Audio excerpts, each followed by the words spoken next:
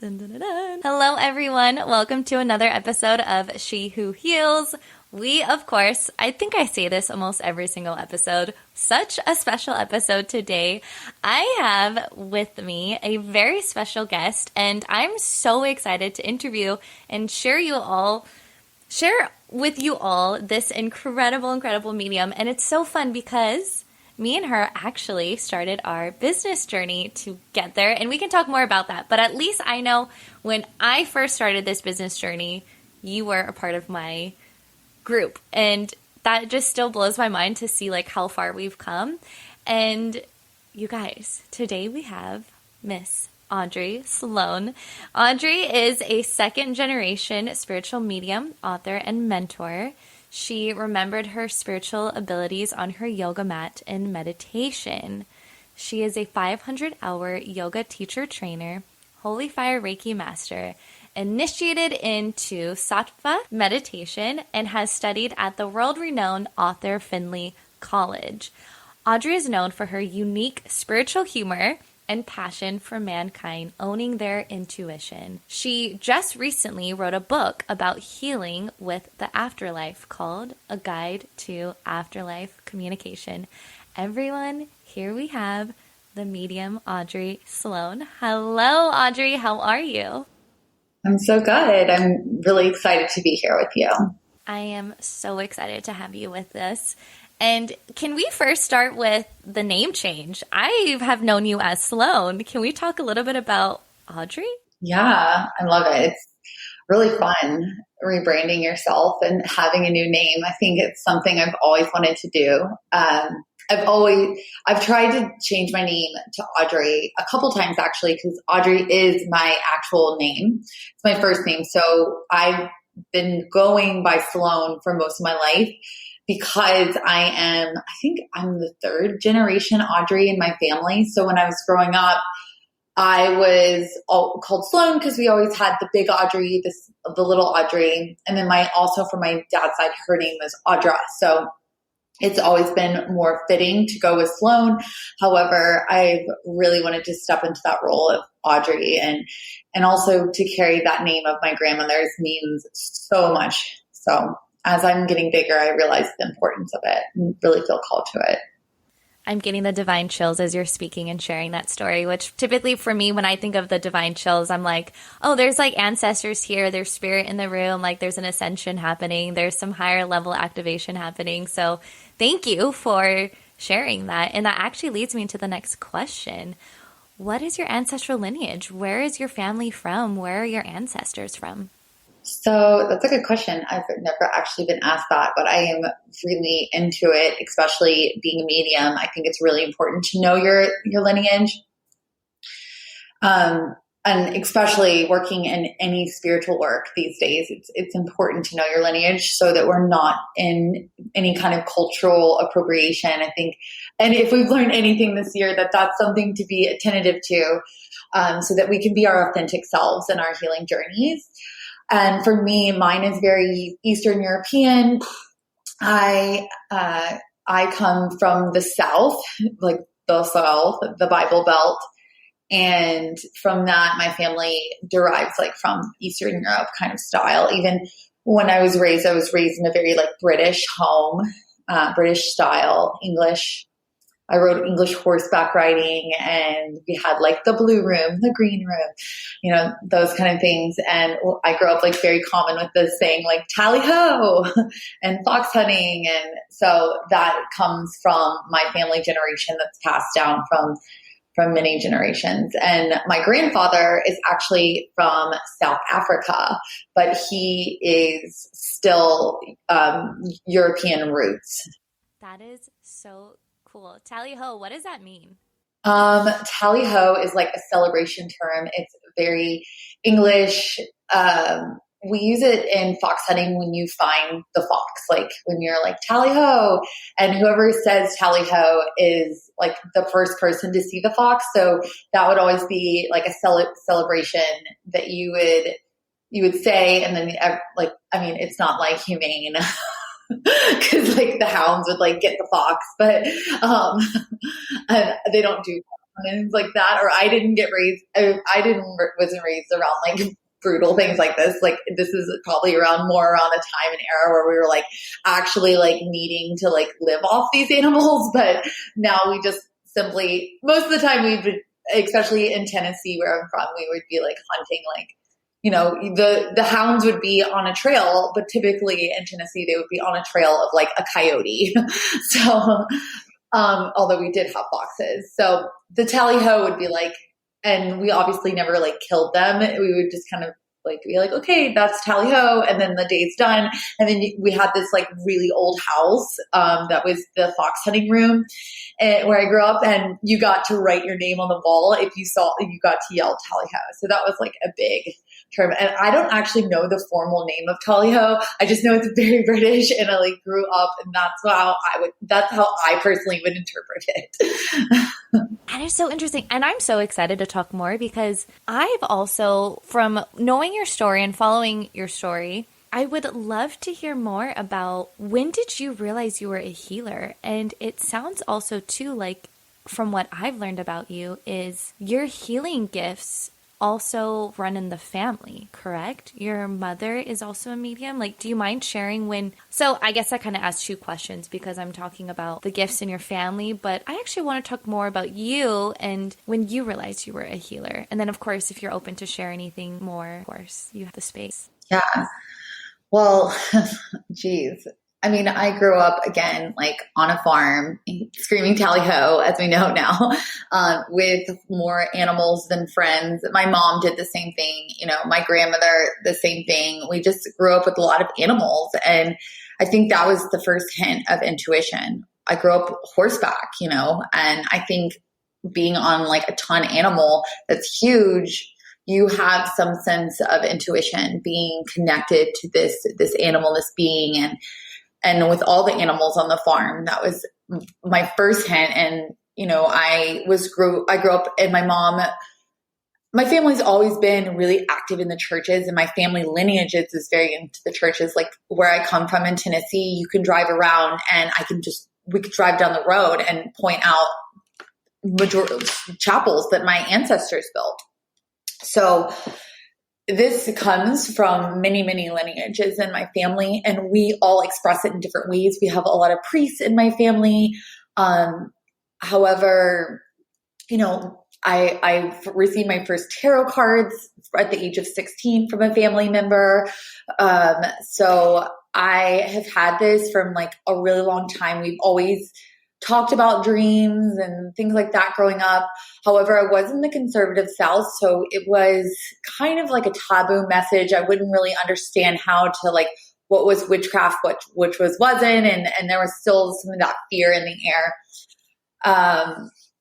And so I grew up with that background, like constantly. I mean, I remember building mud altars in my family's barn, and we'd talk to God in the sky and things. And I felt like I had a relationship, and that I felt I knew manifestation from a really young age, like as a kid.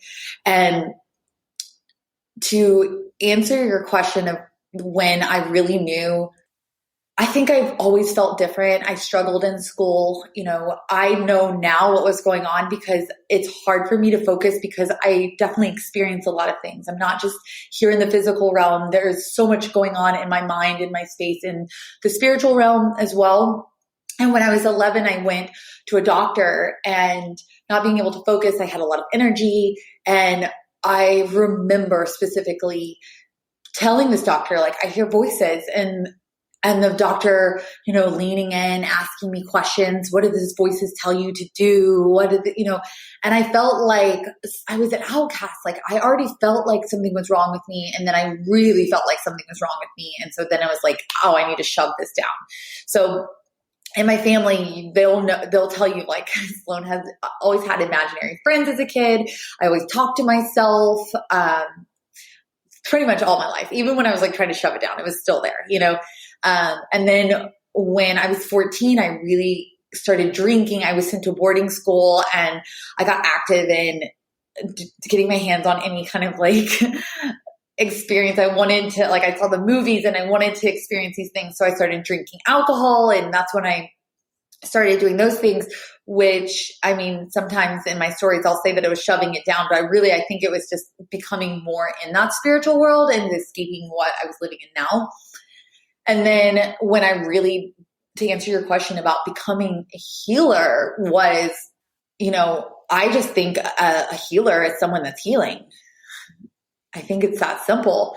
And I knew that I was a healer because I was healing myself. My dark night of the soul was when that beautiful farm that we talk about, when that beautiful family that I had totally crumbled, and that I realized that it was that moment where I recognized that there's so much more than the physical, where I didn't have a choice. Like I lost that physical realm. And so I had to step into the spiritual realm and incorporate that in my life, because that was my reality. Life totally disappeared as I knew it. And so that part of me died. And from so much pain and understanding pain and being able to move through it and I really had this desire to get off Western medicine. I was on a lot of Western medicine up till after college. And I don't shame that. Like, I think whatever you want to do. But for me personally, I felt this was important for me to get off of it. So I got a therapist and created this journey during my dark night of the soul. It was horrible. I was like, just really bad off. I was suicidal. I was very bulimic and really struggling on living, like keeping myself here in the physical plane. And that was that moment that I just knew, like, okay, like if I can't like die, then I have to live. And so that's where I really stepped into that healing role and stepping into the different modalities. Like, honestly, it started with like Soul Cycle in New York City. Like, I was living in Manhattan at that time. And I had like, it's the typical story. I went from Mississippi to Manhattan, land my dream job. I was always like hustling. I'm going to make it happen. And then I was there. I landed all of this happened, drinking, taking Adderall. I was always on something. And then my great grandmother passed and the farm split up. My family split up. And there it was, like in the middle of Manhattan, and just like, WTF, like what's next? Like, what's the meaning of life? Like, if I don't have all these things that identified who I was, throughout my family name was a big name, if I don't have any of that, who am I? And that's where I started recognizing, one, like, I don't even know who I am. I'm always on, Adderall or Vyvanse, and then I drink at night, or I have a boyfriend, I didn't really even know who I was. So, and then I was so suicidal and I couldn't accept that. So I just knew I had to take the step to like figure it out, and that I didn't know in this moment, but I could just take the first step. And that for me was showing up to Soul Cycle classes in New York City. That was scary for me. It was like all these pretty people that looked really rich, and I was like really depressed. And like, I like shopped at TJ Maxx, and these people were wearing like, like $200 like workout outfits, and that was that for me. And then, I took the next step. I felt the call to move to Miami. I knew New York City wasn't the place for me at that time. And then, it just started to roll, and I felt called to do a yoga teacher training, and that was my next step. And then, so really, I still feel that same woman inside of me that I just love that healing journey. And I know that I'm healed. And I think that's the trick of it, is just reminding yourself that you are healed. But there's a part in the journey where you just start to love growth. Like, I just love learning things. Like, I love reading books. I love taking workshops. I love learning new modalities. And I think that most of my clients love growth as much as me. And that's why they show up, because a part of learning these modalities and things is sharing it with other people. And so when people sign up for my classes, like, and if anyone calls me a healer, I think they know that I am also healing. I love every single thing you just shared. I am like taking notes galore over here. I'm like, oh my God, there's so many questions I have for you. Thank you. Thank you. Thank you. Thank you. From the bottom of my heart, thank you for allowing all of that to come through and to share so many parts of your journey with us. And there's so much to unpack in all that you just shared. And first, I want to just point out that when you shared, if I can't die, then I have to live. And then you started taking steps that you were feeling called to take, right? There was no more of like, well, I'm supposed to do this, so I'm going to go do that. Maybe you did. Of course, we're human, deconstructing like societal norms and what we're told to do. But then you just started taking steps of like, who am I? Like, it is time to just follow where I'm being called. And it was like that initiation of like following your soul. But then that leads me into the next part of the story that you shared. And this was at the beginning of what you were sharing. When at 11 years old, you have a doctor telling you, well, what are these voices telling you? Kind of as if like these voices are already being taught to you is to be bad, to be forceful voices, to be like they're telling you to do something that's scary, right? And so all of a sudden now you have these gifts and no longer, and I only share this because I've heard this from so many healers and I hear this from so many gifted beings and so many beings who are living in this vicious cycle of like trying to process their traumas, like not able to take care of themselves because they don't feel worthy or they feel that they're broken. That can lead us into like really negative, bad habits of like substance abuse, right? Numbing ourselves. How is it when you're working with your clients? Like, are you hearing these stories where people have been told that their gifts are actually dangerous or scary or shamed upon? Like you even mentioned taboo topics growing up. How have you managed this conversation? What it is that you offer in your healing services and in your mediumship? How do you teach others and support others and help them understand that these gifts aren't dangerous? These gifts aren't here, like these voices and these spiritual gifts are not here to harm us. Like they're actually here to help us. What's been your journey with that? And how are you helping others understand that? Yeah, there's a couple things that come up when you say this. And the first aspect is that I'm going to tell you a little secret. I'm going to put something on your podcast that I feel that I've never said before. And I don't know if I'm incredibly intuitive, let's say that, but there's something a lot more powerful inside of me. And if you were to open up my astrology chart, I am all fire. Like I am more of a revolutionary kind of person. I love breaking down doors and I love crossing boundaries, the right kind, right? That create new rules and rules for the world. And that's really what my purpose is here. My purpose is not to talk to your past loved ones. I mean, that's a part of the game and I'll do it just to prove how powerful you are. But I really feel that, listen, the aspect of my story that where I left off what I was saying is that after I moved to Miami and I joined a yoga teacher training and I decided to say, yes, I choose to live. I'm going to do this. Like, I know it's painful, but I'm going to keep showing up and, and I will just hope that one day it'll get less uncomfortable. Like, I don't know, but I'm just going to choose growth. And I chose that. And I think it was probably about a year later of being on that journey and exploring what that was. Meanwhile, like I was like bedridden, depressed in Manhattan, and then moved to Miami and I was in the yoga teacher training. And so it was about a year after I declared that. And my brother was successful at taking his own life. And to me, it was a really bizarre experience. There was a lot of spiritual encounters on that day because I had a lot of fear around it because of my upbringing in the South around like, you don't want to open that door. I was also engaged to someone that was not ready for this and did not want to go down that path with me. And would say all the time, I remember specifically, if you open that door, you can't close it, which is a lie.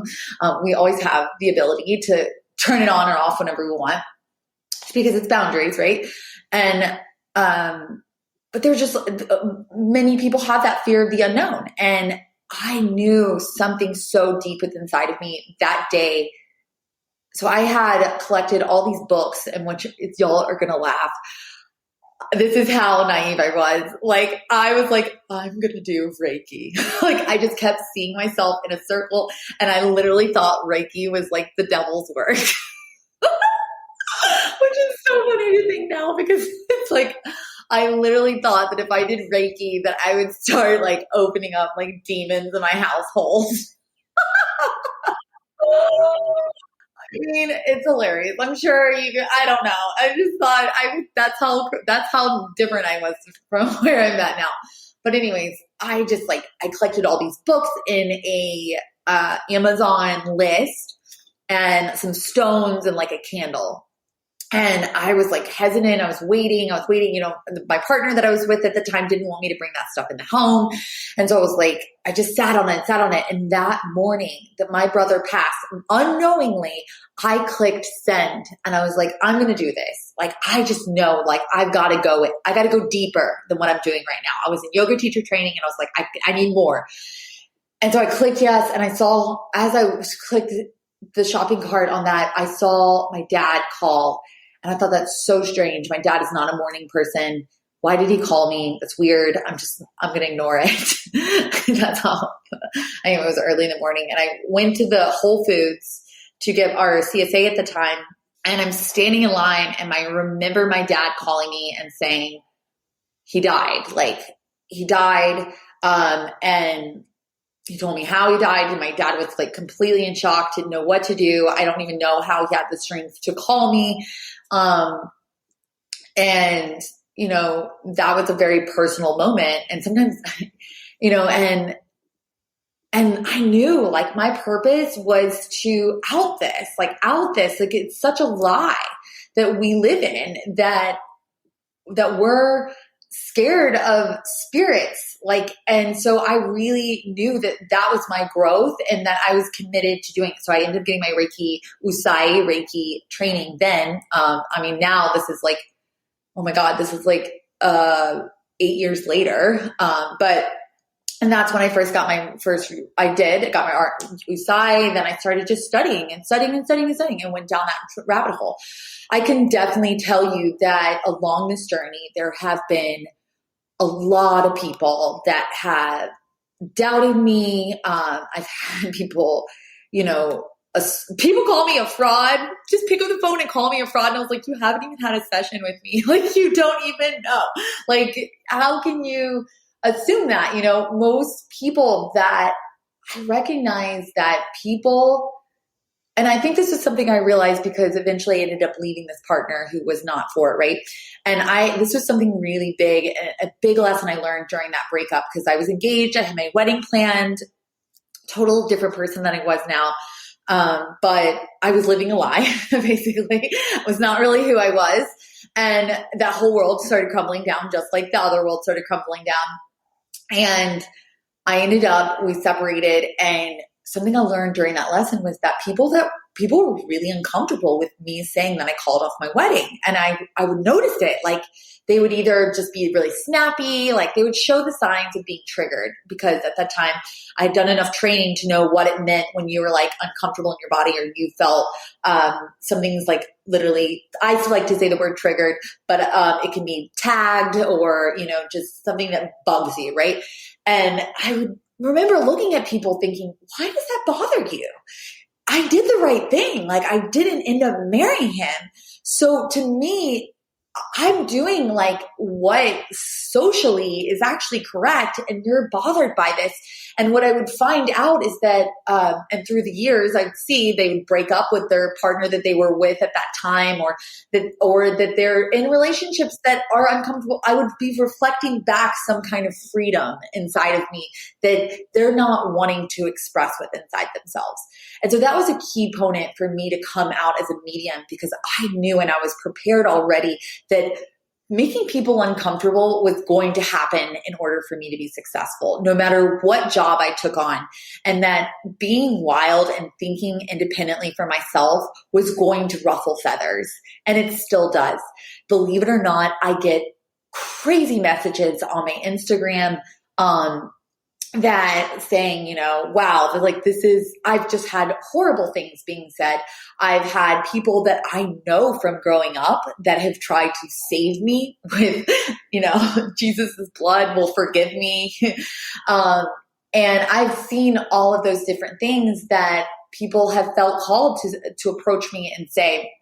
And I think that there is some people, and the number one word that I hear a lot is dangerous. This is dangerous. And me getting off medication is dangerous. Me and sharing that story is dangerous. I get a lot of that. I get a lot of like promoting for people to listen to their voice is really dangerous. Intuition is dangerous, and that it's like my whole life is a fraud. That's what someone said to me. And I think it's really interesting that people have a lot of fears around thinking for themselves or really listening to their ancestral knowledge when, listen, the facts are in. Like literally the man that created psychology in America, I'm looking in his book right now, he is a medium. He was a medium. And I'm like looking for the book right now. I forgot his name somewhere. I was just like reading it. No, this isn't it. I have so many different books from all these different mediums, but there's one, and he's the founder of psychology in America. So he basically brought psychology as a concept, and his name is William James.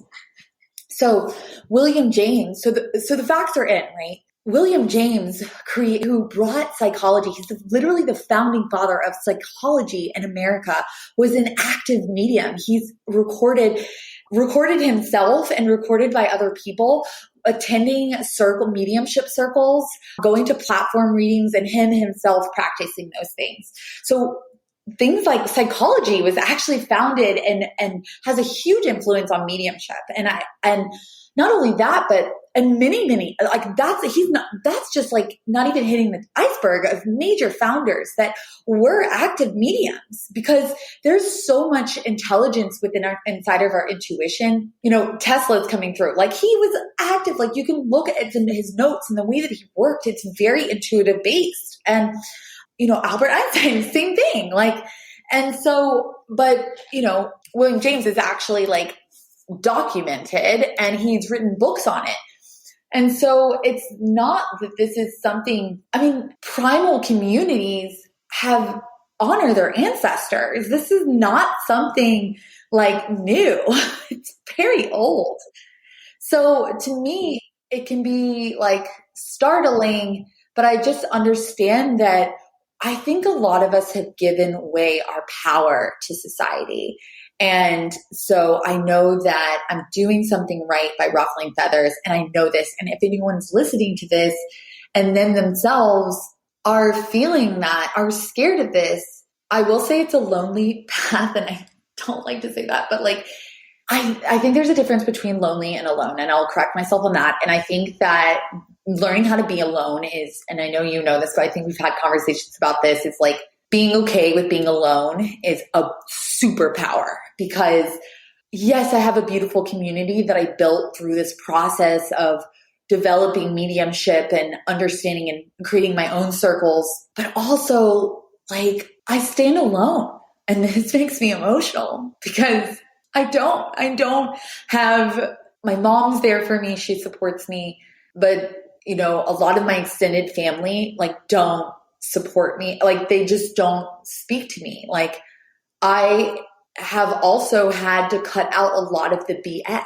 you know, but in the end of it, I think the big message, if someone's listening to this and doing something out of the box, which is so important for our society, whatever they're doing, it's knowing that like the biggest leaders that made history, they did it standing alone a lot of times. Like we love to praise like Nelson Mandela or Martin Luther King, or, you know, all of these people were absolutely hated. They were hated. They were ridiculed. They were humiliated. They were put in prison.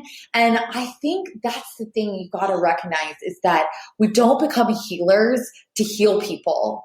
We become healers because we ourselves are healing something within inside of ourselves, and that our bodies, our journey wants to express something so deeply that if we don't express it, like, we can't live, right? And part of us is just needing to express this. And I say that to anyone that takes my courses, like, don't come into this trying to help people. Like, that's not why we're here. Like, we're freeing ourselves. Like, literally, we're freeing ourselves and being willing to keep standing up when, like, I don't even care. I know that this is my truth and this is literally my purpose here. And it's not me doing it. Like, I'm just literally feel like something's moving through me.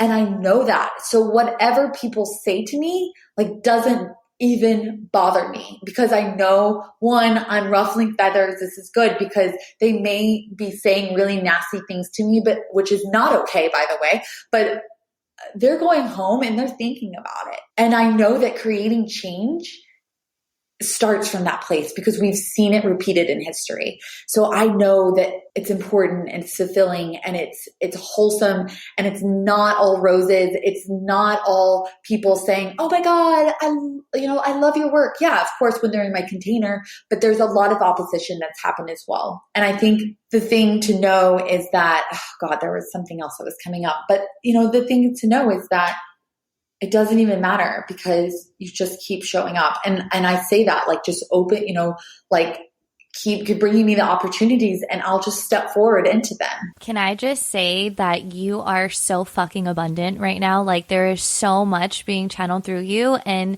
your confidence and your passion and your commitment to this healer work. And also, my mama bear was coming out big time when you were sharing the opposition you're receiving and you have received, because I'm like, who is being rude to you? I need to see them. And I'm like, stop it, stop, go be nice. Like, stop being mean, stop being a mean human. Like, it's that simple. Stop being a mean human. If something doesn't resonate with you, go ask yourself why it doesn't, but do not go be mean to people. Like, that's my mama bear. So I'm going to leave that there. I want to talk more about you choosing this path and how, okay, I get it. It's a challenge. I hear you, because I feel like I am you sometimes. Like, I'm like, yes. When you say how alone you are, I'm like, yep. I've sat and I've cried and I'm like, why am I alone? I remember crying one time and thinking, why am I like this? Why do I care so much about my growth? Why do I care so much about healing? Why am I the chosen one? Why can't I just go out and be okay with being, I don't even know the word, like, just being not who I am? Why do I want to be, why am I am who I am? And it was so lonely. But can we talk about all of the success you are receiving right now? Your abundance, all of what you have gone through, and how much you are fully receiving so much success. Whether you want to share about your book, or I know you've recently moved, like, how abundant do you feel mediumship and being a healer has done for you in your life? Do you feel, obviously, I'm like, I already know some of these answers, but like, do you feel more abundant now that you've stepped into your intuition, you're using your gifts and you're teaching and sharing healing? Do you feel more abundant now than you did before? I've always been abundant. I think, I don't know. I don't even really, I think I've always been abundant. I think that it's like my nature, and I think it's everybody's nature, right? It's really just being able to see that we're always taken care of. And I think I will always be taken care of. I don't think that there is like any amount of money that I could ever spend and overspend from me. I don't think that's like my big lesson here on earth. Somehow I've just been really blessed, although it has been really scary at times, especially opening up to the mediumship and thinking that like I'd never seen anyone be successful. So it was terrifying to me in the beginning, and then recognizing like, wow, like I actually can be successful if I listen, and it's not really me doing it. So it just shows up. And I think that I really more was ready. I traveled a lot. And then this year during the pandemic, I really wanted to root down and get grounded. And so, yeah, I did. I got home. I have had success, with all of that. And I don't know, I'm really grateful for it. But I think also even just like writing a book was really exciting. However, I'm the kind of person that I'm like always on to the next, like, and I love to celebrate those moments. However, I feel like it's just the beginning. And so while I'm super grateful, and I don't feel like the chosen one, like I really feel that I'm just playing. Like I'm having fun. Like it's so fun. Like even just, writing the book and getting literally this chapter of my life down on paper, changing my name because I feel like she's now dead, Sloan. And now I'm moving into Audrey, like play. It's all about play. And who's Audrey? Like I'm going to step into this role. Right. And now I'm doing a book launch, which is exciting. Right. And everyone go buy the book. Of course, it's amazing. And, I talk a lot about what things that we're talking about, like deeper concepts and share with people, like how you can access spirit because, grieving is important. I want people to get out there and say, like, you don't have, yes, we grieve, right? Grieving is a part of life. However, society doesn't really, the way I grew up, society was not giving room to believe that like, okay, there's different layers of it. Like one layer is people, when they pass, they're still with you. Most people, like there's a high percentage of people that can accept that, but there's even a lower percentage that can say that like you can actually communicate with them, right? And so being able to understand that next layer of it actually helps us with our grieving process and to understand that deeper method. And I want to put that out there because I really want people to understand that I believe that mediumship is the new mental health. And just like I was saying about the founder of psychology, I think that embracing mediumship will help us with our mental health. And that's something that I want to get out there. So, and talking about my personal journey of getting off of healing myself from bulimia, healing myself from ADD, ADHD, processing disorders. I was diagnosed with bipolar at some point. Like, all of these things and seeing me be free and being successful, like just know that you have your own story, but I want people to understand that we don't have to run from the voices and the energies that we feel. We don't have to be empaths feeling overwhelmed by the world. Like you can step into your light worker, you can step into that power. And that's what I want the world to know more than like focusing on the success that I've had. I think that all of that success comes from me playing and putting on the different faces and playing as Audrey. And as I share that we can play, like that's what life is about. It's not about working to feed yourself. Like it's maybe that for some people. However, I think there's a way that we can all live and really love life. And I think it can happen for anyone. Although I know people's circumstances are different, I think that we all have an opportunity to face the dark, like what we call the dark energy, right? The things that maybe we don't like about ourselves or with things we don't like about life, and to understand them on a deeper level, guided through mediumship and that ability to understand, because that's exactly what mediumship does. It makes you realize that there actually is no dark energy. Like there is no, all of that exists within inside of you. It's all right here. And when we go on this exploration of really understanding all that, that's what matters the most. So I do believe that mediumship's the new mental health. So I'm all about it. I remember when you shared that with me when we first started our business journey together, you shifted my mindset so quickly because I was sharing you personal stories about my upbringing and not understanding mental health and having someone in my family who I thought was really hurtful. And it was, again, I was told, well, this person has mental illnesses, right? And then it was deemed negative and destructive. And I remember you shifting so much of my mindset just by sharing that with me. And I want to, let's go into that. My next question to you is, why mediumship? Why? Oh my God, I love that. I have chills thinking about that conversation. And that's what spirit normally reveals to us, is that even things like addiction, things like that, they see it so differently. I think that when you look at it from the eyes of spirituality, there is no mental illness. Like you see it from such a different perspective. And I think that, I mean, listen, I'm not a doctor. I am not prescribing anything. I have schizophrenia in my family, and I will just from my personal experience from the outside, seeing it, the treatment plans and those kind of things, I noticed that I'm like, I don't know. I think that we're really similar. And there's also a lot of fear in leaving the body and being on the external versus the route that I took was meditation, exercise, eating high nutritional foods, learning how to really heal myself from the inside out versus some of those other things. The mental illness can be very external. And when we talk about lower energy or demonic spirits, all that kind of create, taboo with like scary stuff, actually like all based here on earth.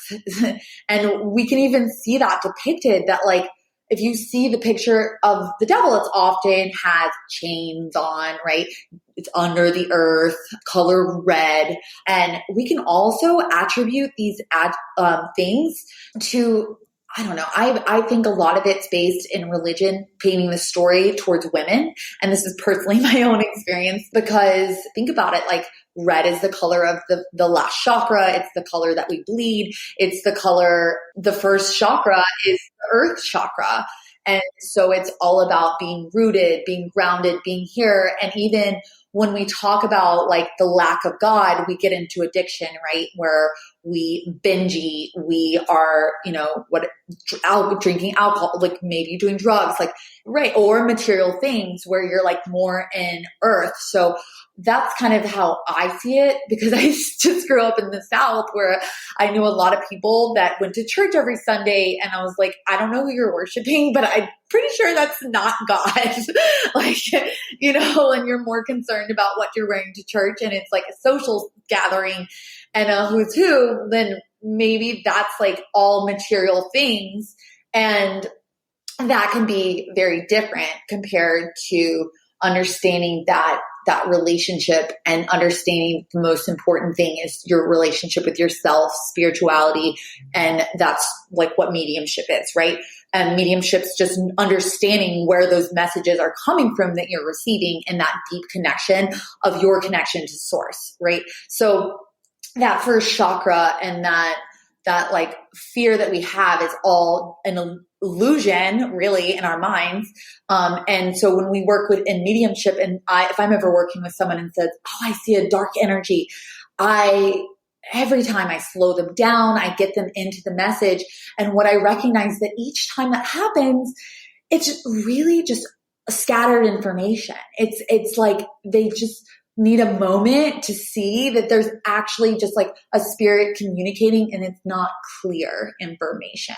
So a little bit about the spirit that's telling a story about here on earth. And so we can see that a lot more. And then also a lot of people feel that energy around mental illness when they're being communicated with spirits because we're constantly speaking to spirits.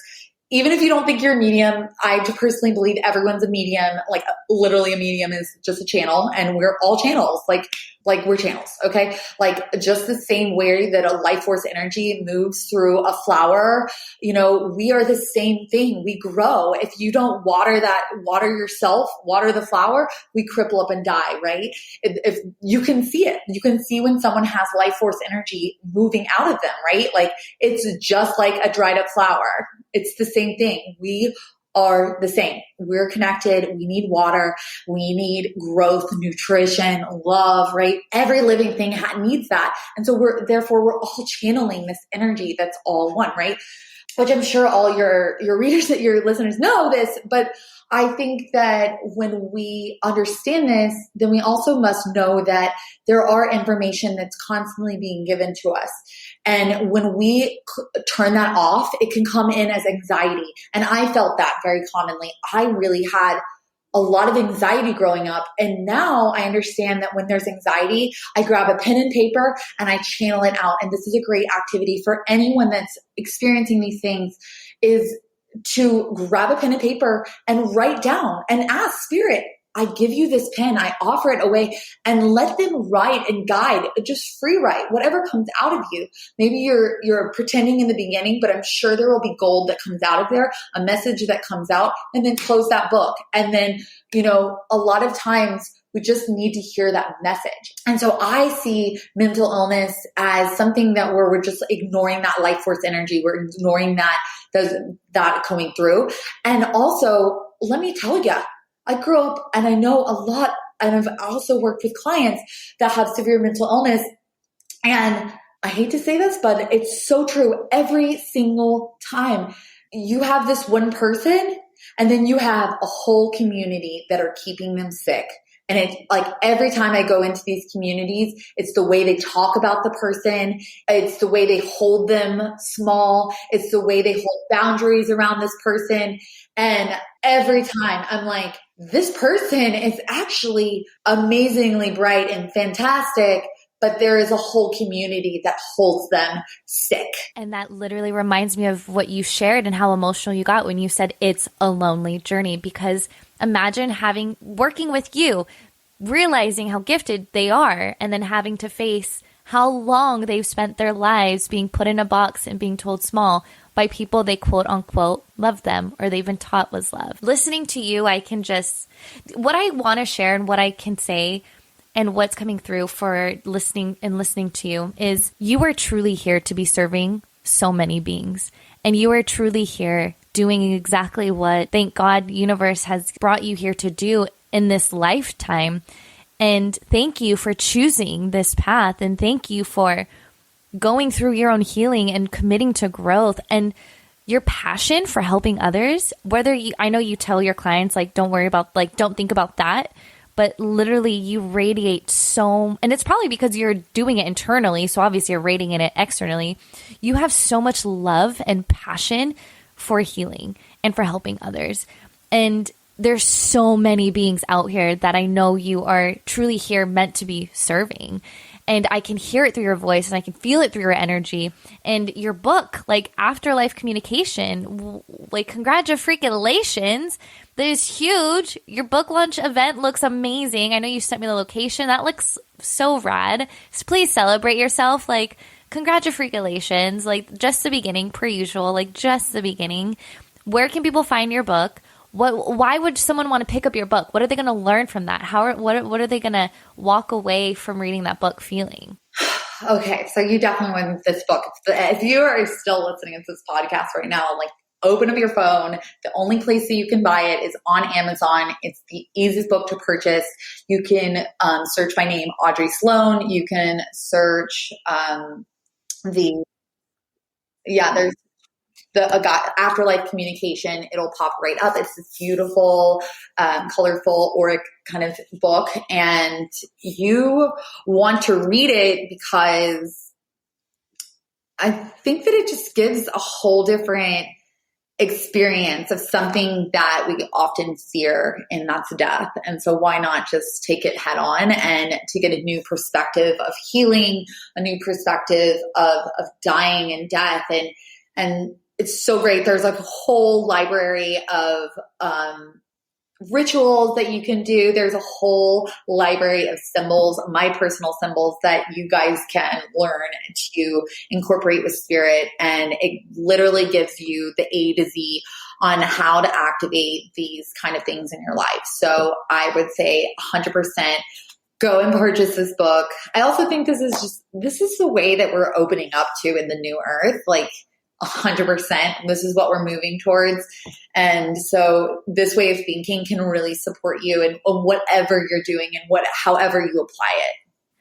And it's going to help everyone reading it to tap into their intuition. Like, you're literally here to just help others really tap into themselves and trust themselves. This might be a really random question, and I don't know what you're going to say to this, but I love these opportunities. Can you randomly open the book and read a small section of the book? Yeah, of course. How much do you want me to read? Okay, I just opened up to this like big story, so I have like a ton of antidotes in this book. Let's say, Okay, so as a medium, when I close down my connection with the spirit, I visualize a light source above my crown that moves down my body, through my feet and into the earth. I use my intention and willpower to close off and visualize zipping up like a jacket. This returns me to the present on the earthly plane. When I am closed down, I still feel guidance and support, but I am not open to receiving messages from other spirits or for other people, as this can be exhausting if it is ongoing. As you develop your skills, you may experience some overload yourself. When you communicate with the afterlife, it is important to preserve and honor the connection. Saying thank you and closing off honors you, the spirit, and the source, and strengthens your gifts.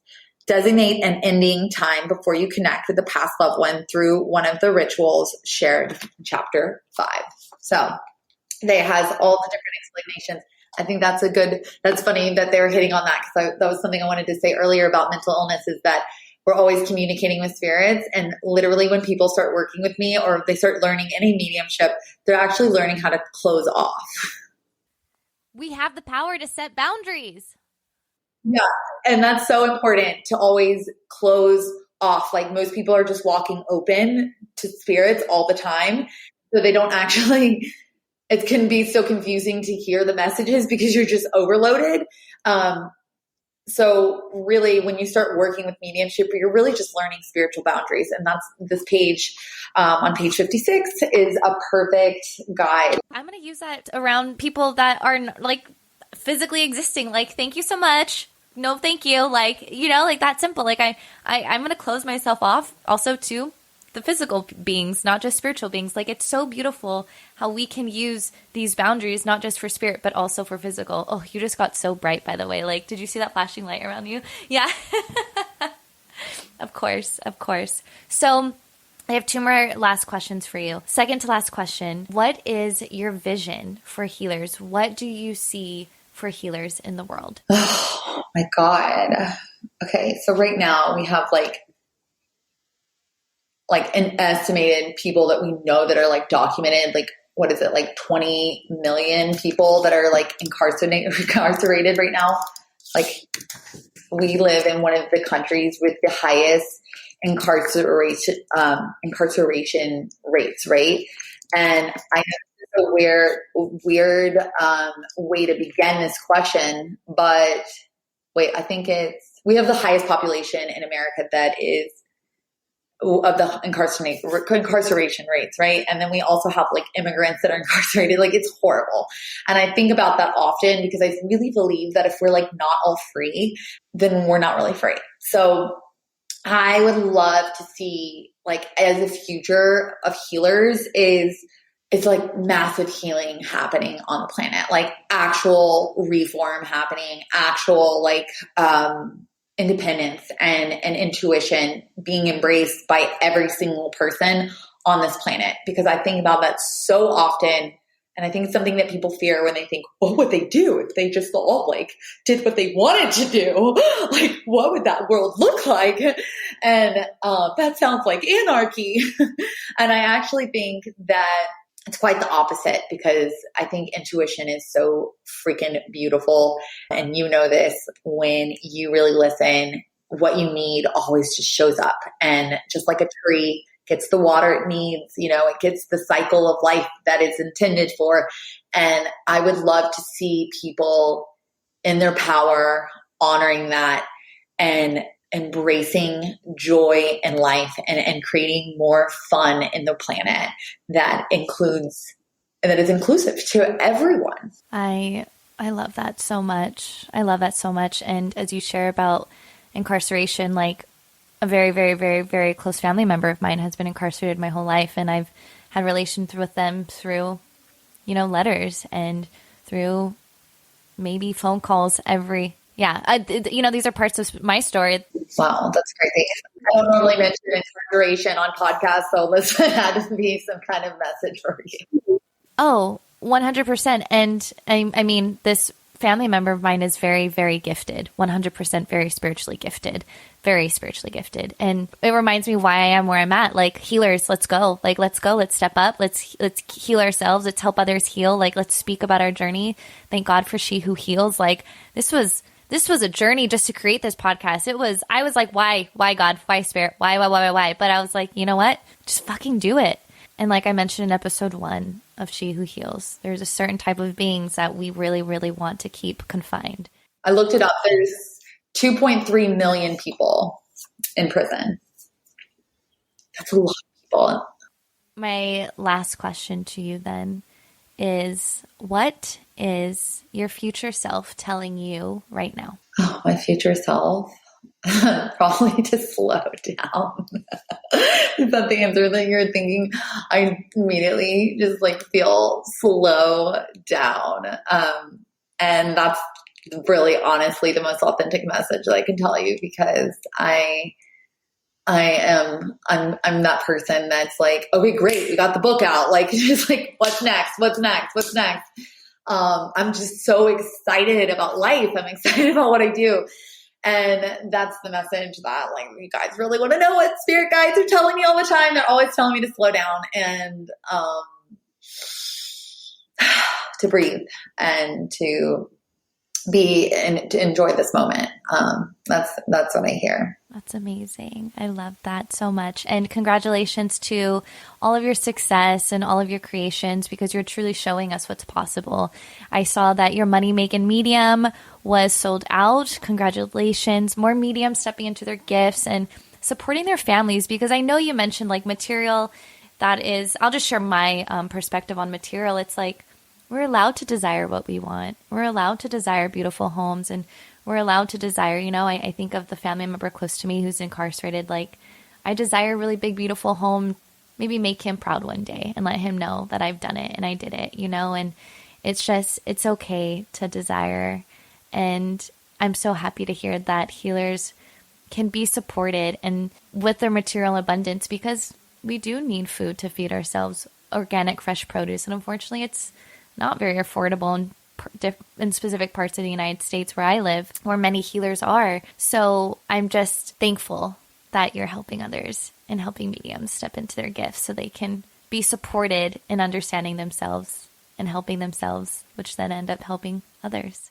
Of course. I mean, you're the same. I mean, I think it's important. I think putting the power, I know for sure, like, I don't want to have like, we can have all different layers, but I definitely think that right now in the power is not just money, but like definitely putting money in the hands of healers. I know we've had a lot of really empowering conversations about like, I just want to put money in the hands of healers. Like when I first started it, I just remember looking at one of my mentors and saying, I just see this vision of like a ton of mediums, like just really empowered and like all over the place. Like, and now I have that, like I have like a huge saturated market of people that have trained with me or like, and now it's like all everywhere.